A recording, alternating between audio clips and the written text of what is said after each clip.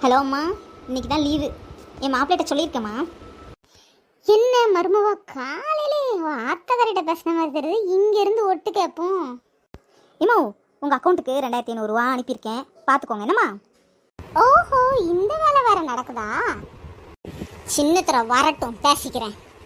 அம்மா, பேங்க் வேலை முடிஞ்சுது. ஏம்மா வாழ சின்னத்திர, இந்த வீட்டில் எல்லா முடிவையும் உன் பொண்டாட்டி தான் எடுப்பாளோ? அவள் போக்கில் ஆடிக்கிட்டு இருக்கா. என்னம்மா பேசிட்டு இருக்க? என்ன நடந்தது? இன்னும் என்ன நடக்கணும் இந்த வீட்டில்? இந்த வீட்டில் உள்ள சொத்து அவ்வளோத்தையும் ஊருக்கு அவ்வளோத்துக்கும் பங்கு வச்சிருவான்னு நினைக்க உன் பொண்டாட்டி. ஓஹோ, மாமியா கல்வி எல்லாத்தையும் ஒட்டுக்கட்டு போல.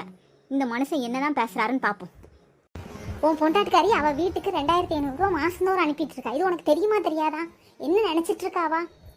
இம்மா எனக்கு தெரியுமா, என்கிட்ட சொல்லிட்டு தான் சின்ன பொண்ணு அனுப்புறா. அவள் சம்பாதிக்கா, அவள் காசுல இருந்து கொஞ்சம் அனுப்புறா. இதில் உனக்கு என்ன பிரச்சனை? என்னென்ன பேசிட்டு இருக்க? கல்யாணம் முடிஞ்ச பிறகு அவ்வளோ காசை நம்மள்கிட்டலையா கொடுக்கணும்? அவங்க அம்மா வீட்டுக்கு கொடுக்கறது தான் இருக்கா? சரி, உன் பாயிண்ட்டுக்கே வரேன். உன் மகா உனக்கு எவ்வளோ மாசம் தோறும் தாரா? இப்போ எதுக்கு நீ அதை பற்றி பேசிட்டு இருக்க? நான் காரணத்தோட தான் கேட்கேன், நீ சொல்லுமா.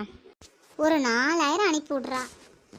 உன் மகா வேலைக்கே போல, அவளே அவள் புருஷன் காசுல இருந்து 4000 உனக்கு அனுப்பி விட்றா.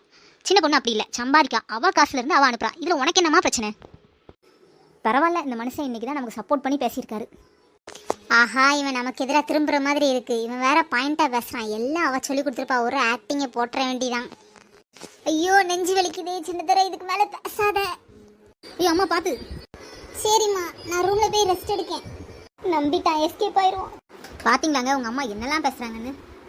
விடு சின்ன பொண்ணு, நான் தான் உங்களுக்கு பதில் சொல்லிட்டேன். நான் எப்போவுமே நியாயத்து பக்கம் தான் இருப்பேன். நீ கவலைப்படாத. அது அம்மாவாக இருந்தாலும் சரிதான். ரொம்ப தேங்க்ஸ்ங்க என்னை புரிஞ்சுக்கிட்டதுக்கு. இந்த மாதிரி ஒவ்வொரு பொண்ணையும் புரிஞ்சுக்கிற மாதிரி ஹஸ்பண்ட் கிடைச்சா எவ்வளோ